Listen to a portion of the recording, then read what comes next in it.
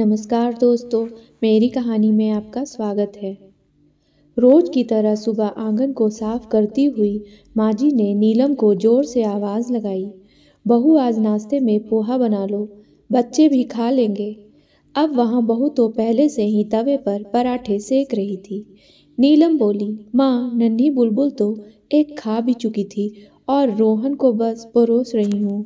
अब बहू ने आवाज़ लगाई, माँ जी आलू के पराठे बन गए हैं, आकर खा लीजिए आप भी।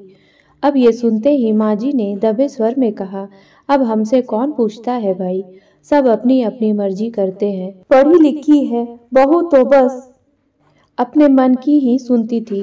बहू नहलाने से पहले रोहन की मालिश कर देना तो वही नीलम बोली, माँ जी वो तो कब का नहा चुका है, अब कल कर दूंगी।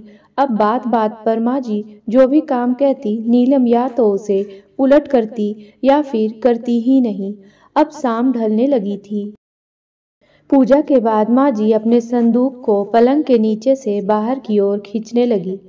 तभी नीलम कमरे के पास से गुजरी और उसकी नज़र माँ जी पर गई। वो एकदम कमरे में दाखिल हुई और बोली, माँ जी क्या कर रही हैं आप? इतना भारी संदूक अकेले निकाल रही हैं? और ये कहते हुए संदूक निकालकर पलंग पर रख दिया। आपको पहले भी मना किया है कि बुला लिया कीजिए। अब माँ जी मन ही मन बहू की चिंता देखकर खुश होने लगी और कहा, चल अगली बार ध्यान रखूंगी।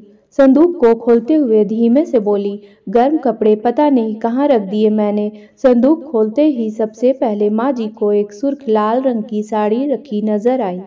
अब बहू भी पास ही खड़ी थी।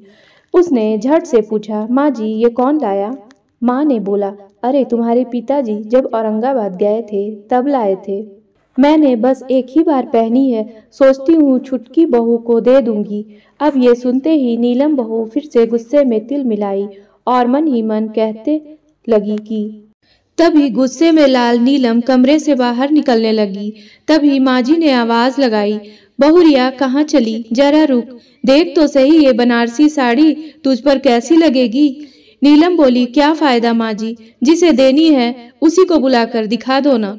माँ जी बोली, वही तो कर रही हूँ। आपका मतलब? हाँ, मैंने ये नई साड़ी मंगवा कर रखी थी, सोचा था तुझे किसी मौके पर दूंगी, मगर आज हाथ लगी तो सोचा दे दूं। दिवाली आने वाली है ना, उस पर पहन लेना। चल अब जल्दी से संदूक वापस वहीं रख दे और जाकर रसोई संभाल।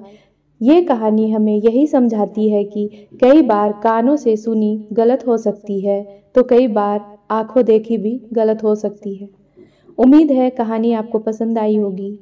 अगर कहानी पसंद आए तो मेरे चैनल को सब्सक्राइब करें और मेरे वीडियो को लाइक और शेयर करना ना भूलें। धन्यवाद।